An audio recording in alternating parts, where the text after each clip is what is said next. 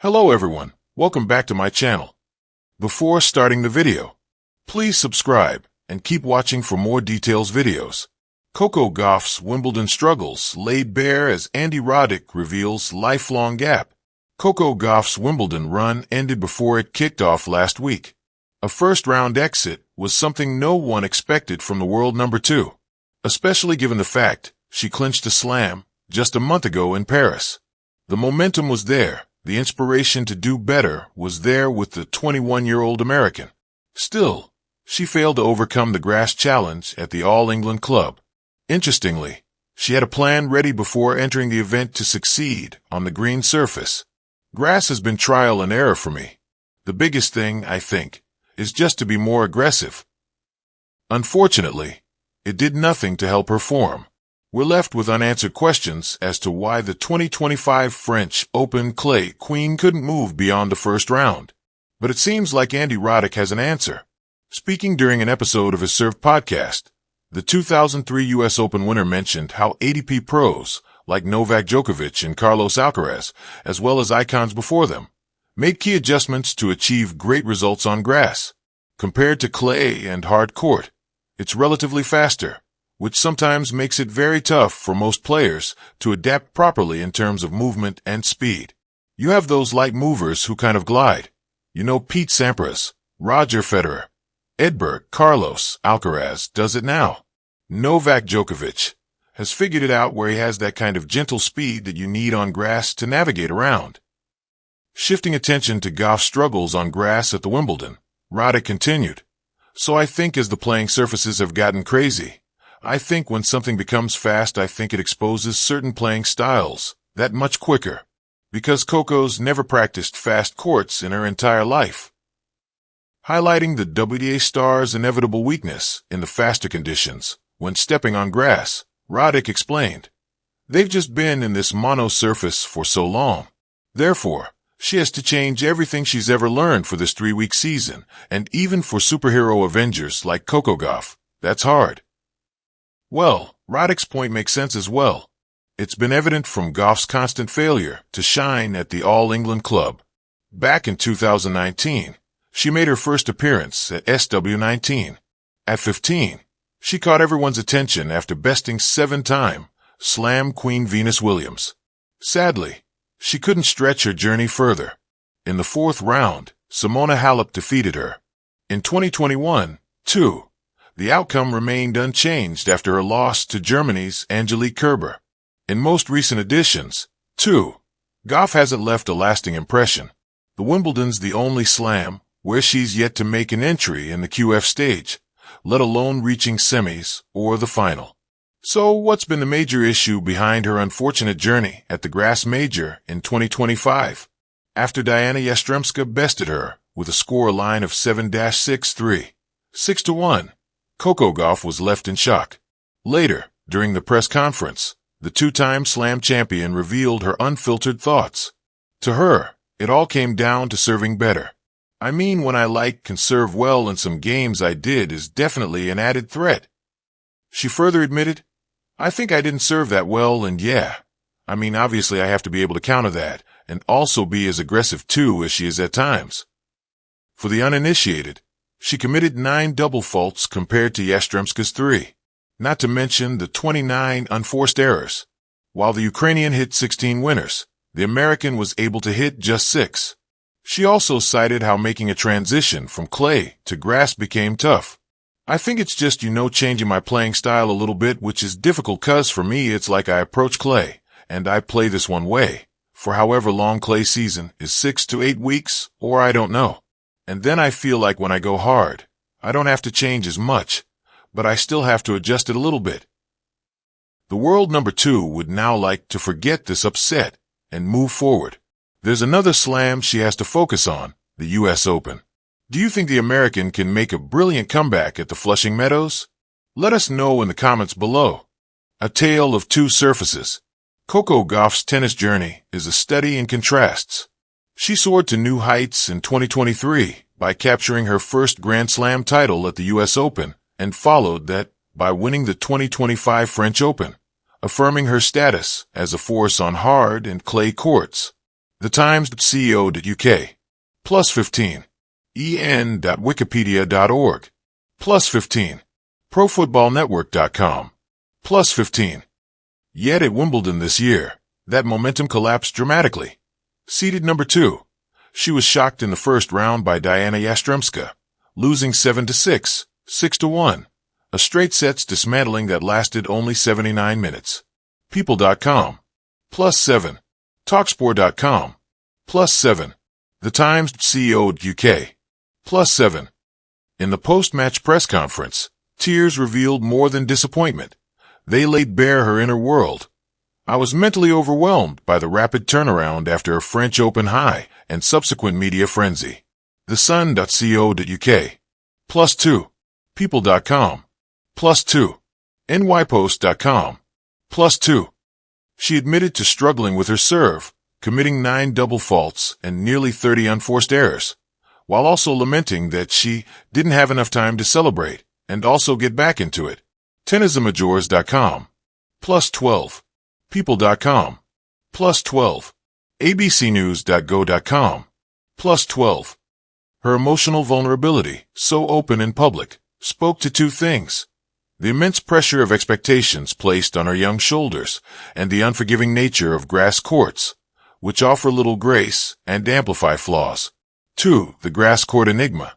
Despite her brilliance on clay and hard courts, Wimbledon remains a blinder for Gauff, never advancing past the 4th round and recently bowing out early for the second time in 3 years.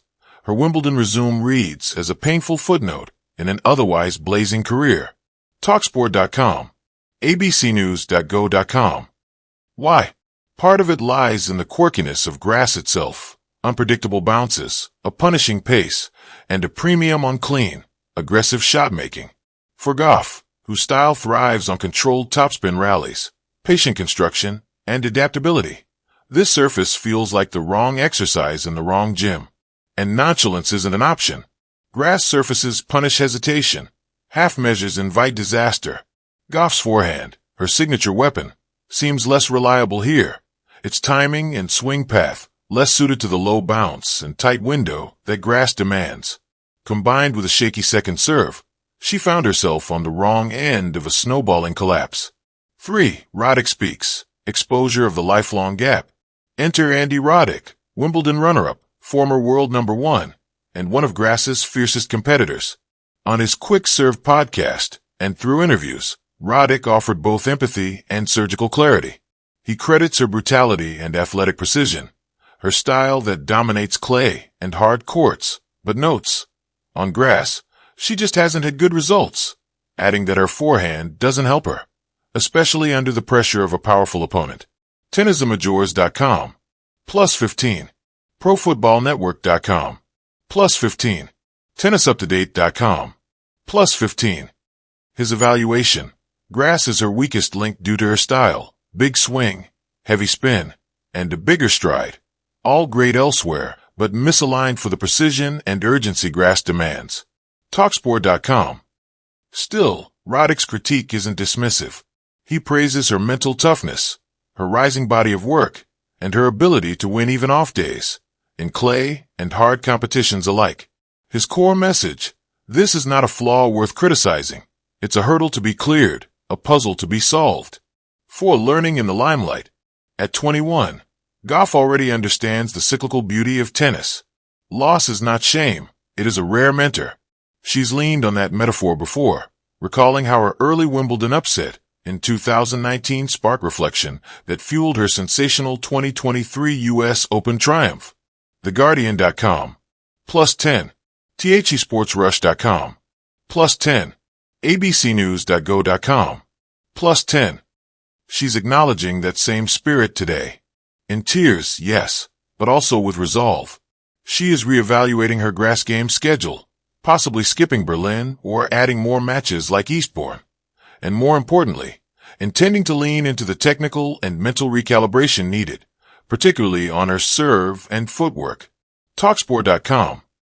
Crafting a comeback blueprint. One service overhaul. Her serve, especially the second, has betrayed her on grass. 9 double faults in one match is not a flaw, it's a symptom. Roddick, Wielander, Gilbert, and Kyrgios have all chipped in advice. Off-season, Gauff actually worked with Roddick and Brad Gilbert to stabilize her toss and compact her motion. Tennis365.com. +1. Tennis365.com. +1. Now the roadmap is clear. Translate that practice into grass court clutch performance. 2. Forehand precision. Her majestic topspin forehand reigns supreme on clay, but grass demands a flatter trajectory and quicker punch. Roddick's insight: reduce swing size, punch through the court, and aim for depth to keep the opponent back. Tennisamajors.com. +15. ProFootballNetwork.com. +15. Tennis365.com. +15. It's a technical tweak with potential to power 2 Grand Slam surfaces in a single season. 3. Strategic scheduling. Perhaps the most important lesson: grass needs rhythm. She currently enters Wimbledon cold. To avoid that, she's considering adding more matches in the lead-up: Eastbourne, Bad Homburg, an extra week of match play, rather than just 2 days of practice before the green courts. Talksport.com. 4. Mental adaptation. The French Wimbledon turnaround isn't just physical. The mind must adjust, and fast. Gauff struggled to celebrate, and then switch mental gears. That gap underscores both her openness and the importance of mental sportsmanship training.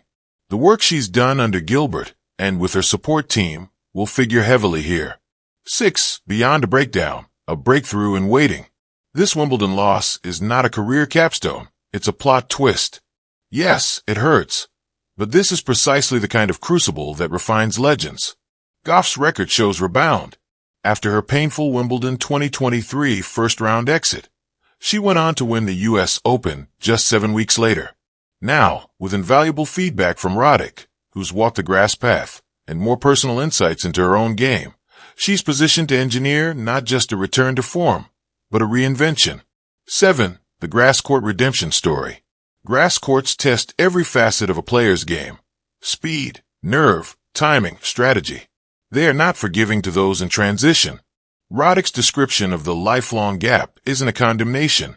It's a precise diagnosis, one that, once understood and addressed, can turn an Achilles heel into a hidden asset. Imagine Gauff returning next year, poised, more compact, moving smart, serving with power and precision, forehands flattening, slices sharper, footwork instinctive. That day, she'd walk out not just as the clay and hardcourt queen, but as a complete Grand Slam contender. 8. Conclusion: a hero's journey in progress. Coco Gauff's Wimbledon troubles are not anomalies, they are milestones. Moments that spotlight where she is, and where she must grow. Andy Roddick's insights offer a lens, a way forward, but the journey is hers to walk.